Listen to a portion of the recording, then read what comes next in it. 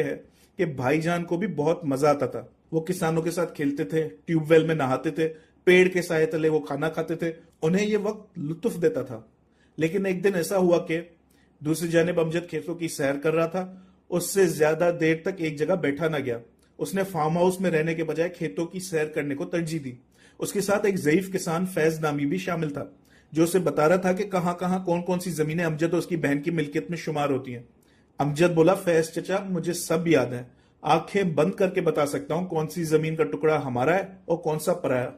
फिर अमजद ने एक बाग की तरफ इशारा करते हुए कहा, ये जो बाग है आम का, ये हमारा है, और फिर ये बाद में जो गन्ने की फसल है, ये लगारियों की है, और इसके बाद जो 10 एकड़ देखे, मुझे पैमाइश भी याद है, पर जो कपास लगाई गई है वो हमारी जमीन है। फैज बेचारा कुछ कहना चाह रहा था, लेकिन उसने सोचा खामोशी इख्तियार करनी चाहिए। वो अमजद को कैसे बताता कि वो 10 एकड़ अब अमजद की मिल्कियत में नहीं। फैज ने मुस्कुराना ही बेहतर समझा। फैज बोला, साहब, यकीन ही नहीं आता कैसे ये 20 साल गुजर गए। आखिरी बार तब देखा था आपको और साहब को। ये सुनते ही अमजद की आंखें अश्कबार हो गईं। बोला, फैज चचा, मैं वो दिन कैसे भूल सकता हूँ। गर्मियों की छुट्टियां थी, मैं अब्बा जान को तंग कर रहा था कि मुझे गांव ले जाएं। वो मुझे कहते रहे सब्र करो। एक दिन जब मैं उनसे नाराज हो गया तो उन्होंने मेरी एक ख्वाहिश पूरी कर दी। यह कहकर अमजद जमीन पर बैठ गया। फैज जो उसके हमरा था, उसने भी तशरीफ जमीन पर रखी और अपने साहब की गुफ्तगू मुलायजा करने लगा। अमजद मजीद रोते हुए बोला, चचा, आपको पता है उनकी तबीयत बहुत खराब थी। फैज बोला, साहब, हमें तो उन्होंने कभी ये बताया ही नहीं, न ही किसी से इस बात का जिक्र किया। अमजद बोला, यकीन मानिए चचा, मुझे भी पता होता तो कभी उनसे जिद ना करता। उनकी यह आदत बहुत बुरी थी, कभी किसी से अपनी तकलीफ परेशानी तकसीम ही नहीं करते थे। सिर्फ वालदा को पता था। वालिद साहब ने उन्हें सख्ती से मना किया था कि किसी से यह बात नहीं करनी। वो परेशानी में भी मुब्तला थे, पता नहीं क्यों, मैं आज तक नहीं समझ पाया। फैज बोला, साहब, परेशानी और बीमारी अपनी जगह, आपकी इसमें कोई गलती नहीं। उस साल गर्मी की शिद्दत बहुत तेज थी, वो क्या कहते हैं। अमजद बोला, हीट वेव। फैज बोला, हाँ साहब, हीट वेव की वजह से उनका इंतकाल हुआ। वो जैसे आप भी जमीनों का मुआयना कर रहे हैं, वो भी इसी तकदीर में थे। अचानक हमने देखा वो गिर गए हैं।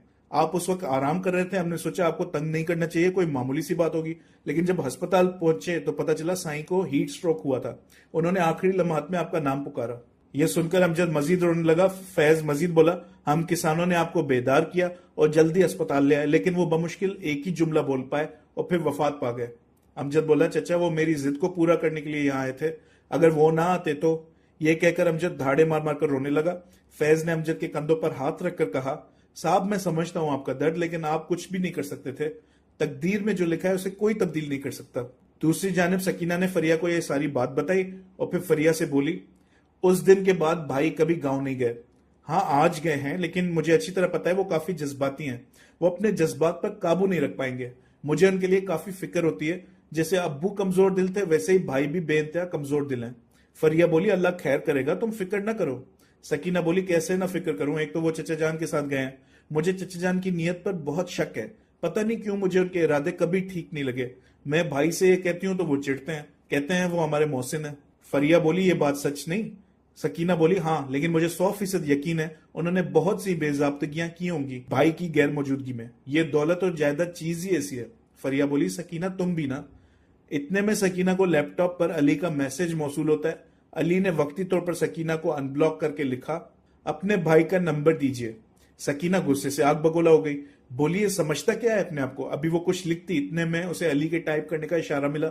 अली का एक दूसरा पैगाम आया। उसने लिखा, I can't find your brother's social media account on any platform. I guess he is not into social media. Kindly share his number. Sakina ने फरिया को देखा। फरिया बोली, मुझे ना देखो, ये तुम्हारा मामला है। सकीना बोली, दिल तो करता है ऐसे। और फिर सकीना ने कीबोर्ड पर ऐसे टाइपिंग शुरू की जैसे वो कोई नॉवेल लिख रही हो, रवानी के साथ।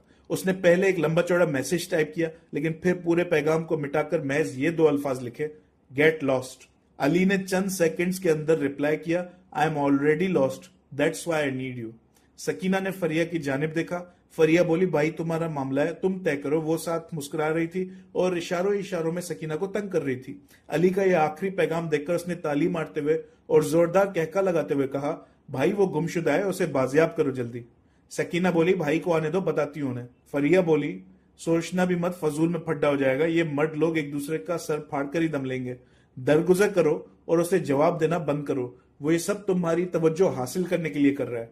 अभी सकीना कुछ कहती, इतने में अली ने रिप्लाई भेजा कि